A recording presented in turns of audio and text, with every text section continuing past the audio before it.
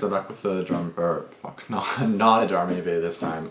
Top 5 worlds in Wizard101. I just basically woke up like an hour ago, or like 30 minutes ago, if you guys are wondering. Yeah, my eyes are still fucked up. Anyways, don't mind me, my voice is still kind of deep too, so don't mind that either. But I've been slacking on suggestions recently, and if I don't do this now, then I don't know when I will. So, I might as well do some now. So, enjoy my cat. Hi. Oh shit. Hi cat, sorry. But yeah, top 5 worlds in Wizard101. I watched a video like this where I was like 30 minutes long and I was like, this is so boring. Like honestly, Wizard101 is not bad. But like, I've seen obviously a bunch of them, but it's just like, it's not my favorite, but I will still watch them if you guys want me to. But yeah, let's go guys. Hello everybody, this is the Ches here, and welcome to my brand new series entitled Wizard101 Countdowns. This series is going to consist of random top 5 and sometimes even top 10 lists, all relating to Wizard101, and I figured to kick things off and also celebrate the second story arc coming to an end, we would begin with top 5 worlds in Wizard101. But before we hop into it, I just want to quickly point out the fact that this is going to be a heavily opinionated series. It is definitely not a factual list. It is just me and some friends coming up with our top 5 and putting it into a list for you guys, and it is completely okay if you disagree with us. In fact, I encourage you to disagree, and I would love to hear what your top 5 favorite worlds are and all that stuff. I don't play the game, so entertainment. None. Don't take it too seriously. Don't judge us on our list. It is just for fun. So let us know what you think, and hopefully we can keep this series going with some more top 5s. But anyway, let's just get into it. I didn't even know there was like 5 different worlds, like...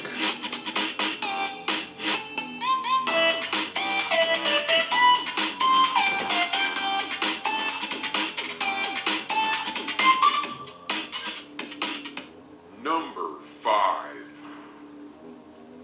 So to kick off the list, we're going to start with Azteca. Azteca was good because nearly every area in it was far different than the last one. Each place you went to felt like something new while still keeping the overall theme of the world, and it just felt right.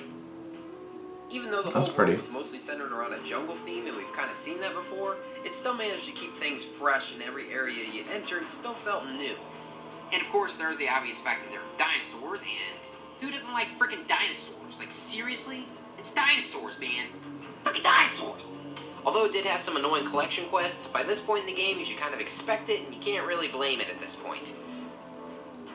The enemies were all fun and unique, and the final dungeon was also pretty cool, but the one thing that really stands out is that even after beating the world, it still surprises you by completely changing each area to make it look like it's being bombarded by meteors.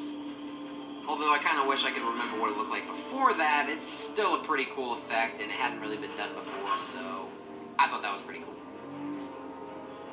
Azteca had some major characters, some minor characters, some religious characters, some zip lines, some awesome plant life, and even a really sad and touching moment. Please just try to ignore the fact that this leopard is totally copying a feel. Yeah, I called it King's Isle.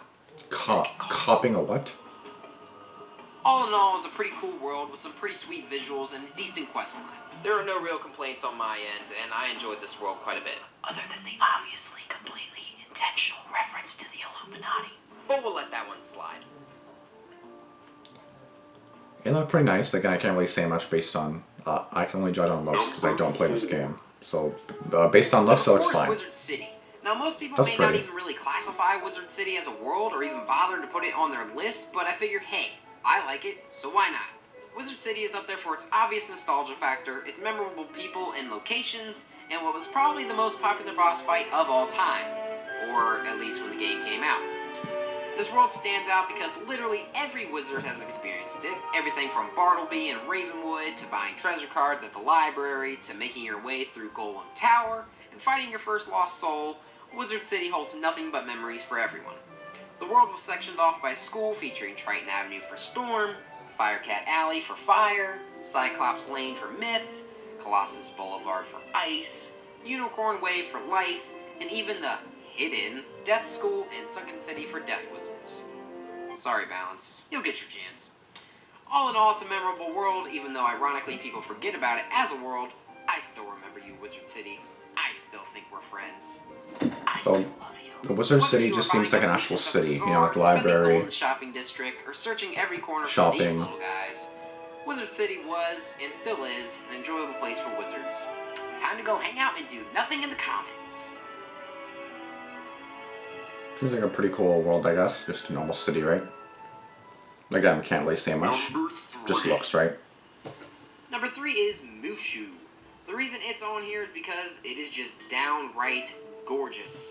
Especially coming from the dark and gloomy Marleybone, Mushu was certainly a breath of fresh air. Wow. We haven't seen green grass since Wizard City, so to arrive here and have blossoming flowers and goat monks, you can't really ask for anything more. The reason it's only number 3 on this list is because it's a pretty tedious world. There are a lot of collection quests, so all that excitement you had will be quickly drained from you as time goes on. The enemies here are pretty memorable, and nobody can forget their first time singing. I no longer like the world, of course, amazing puns like samurai really take the cake here.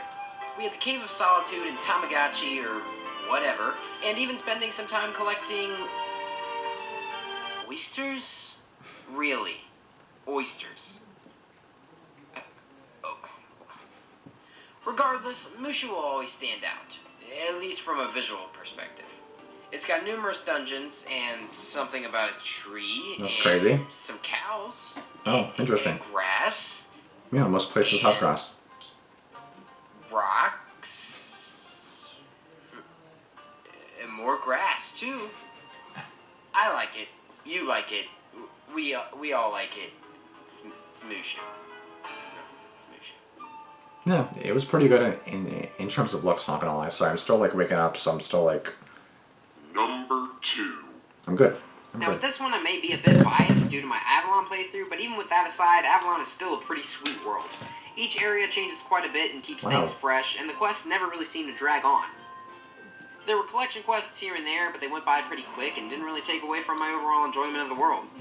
Making fun of dog nights, questioning mermaids? Merfoxes? These things. Foxfish. And hanging with tree people will certainly get your Let's blood just say flowing as you make your way foxfish. through the streets of Avalon. The dungeons Or are fun. foxade. Most Avalon Yeah, was foxade. cool. Dendara kind of scared me a little. And the place with the ice, I mean the Are those trees on fire? I mean the ice? Yeah, I don't really get this world.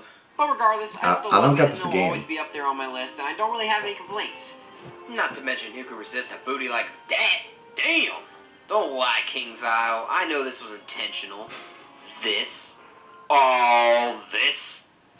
But anyways, Avalon. You will always hold a special place in my heart. I love you. Also, just a little shout out to the plant life. Interesting because these trees. square zebra trees are pretty freaking cool. They are. A little So bit before we weird, get but to they're number pretty 1, I gotta throw in an honorable mention to Marleybone. Although it isn't actually assigned a number, I must point out that Marleybone is also one of my favorites. Although when I first went there, I must say it bugged me. I came to love it. It's the only world that has twinkling stars, air balloon rides, and cat gangsters. That looks all like a in the real same city, place. to be honest. That's It's a pretty bit dull good. sometimes, but it has its moments. And doing the Clockwork Towers and Big Ben with friends will always be a cherished memory. Even you, weird cat mime. Even you. Number 1. Let's see what number 1 is. So Krakatopia. Not exactly what most people would have thought, and probably not most people's favorites. In fact, I might be the only one that likes this world. But hey, screw you. Krakatopia will always be my favorite place. When I started playing the game, much like everyone else, I fell in love with it instantly. I bought some crowns so I could go to the first couple of areas in Wizard City, but eventually I grew up enough that I could go to the next world.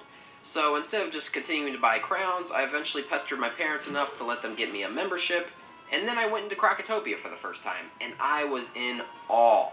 To me, it was just a really cool world, and it was so different than Wizard City that I was excited. I was very excited to play through this game, very excited to play through this new world, and just very excited to see what this game had to offer. It was a very nostalgic experience for me, and it was very uplifting and happy, and it was just a cool moment, you know? It was a cool world. From the pyramid, to the crocodiles, to the sand, and the sand. And more sand. And more sand. Krakatopia was just a fantastic experience. Everything in it just really flowed together nicely. I always liked how similar to Wizard City, the world was sectioned off with the Palace of Fire, the Crocosphinx, and the Tomb of Storms. Another reason Croc stood out to me was because it was the first world to really introduce hitting buttons and the little puzzles and the giant head that eats wizards. I mean, seriously? Are we not going to talk about that? And when you first find the secret shop in the sky, you can't tell me that you didn't try to brag to your friends, even though they probably already knew it existed. But you still tried, and you get an A for effort. From the dig site to the frozen lake where they keep their slaves. Seriously. What is wrong with you, King's Isle? Crocotopia is just a fantastic world, and that's really all I have to say. I just love it. 10 out of 10. Would beat again.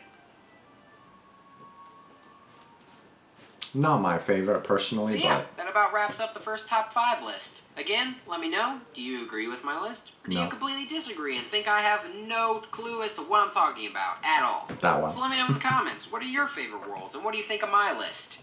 Also, be sure to let us know what you want us to do a top 5 of next. We definitely take your ideas into consideration, and there isn't really any release date for these. They just come when they come, because they actually require quite a bit of work, and I actually have to, like, write scripts and stuff, and it's hard and whatever. But they'll come when they come. That's about all I can say. So yeah, give me your opinions. If you like this, be sure to leave a like, and let us know what you want us to do next. And I will see you later, peeps! Interesting. So again, me not playing the game, it's obviously harder for me to agree or disagree. I do think all the worlds were nice. I don't even know what half of them are called now. But the last one, I don't agree with number 1. Like, that's the main thing that stood out to me. Like, again, I can only comment on looks. I can't comment on the game because I don't even know what you're supposed to do in this game. The only thing I know that you're supposed to do is, like, battle, but I feel like that's the only thing you're supposed to do. But then he's telling you about, like, missions and quests and everything, which makes sense, but I thought it was, like, a battle-only game. Right? So I'm just kind of, like, confused as to, like, why or what's going on, you know what I mean? Like, what are you really supposed to do? But I guess you play games, or you play quests and all that. That's all I really know. But, like, what quests, what you're supposed to do, obviously they're wizards, they have powers.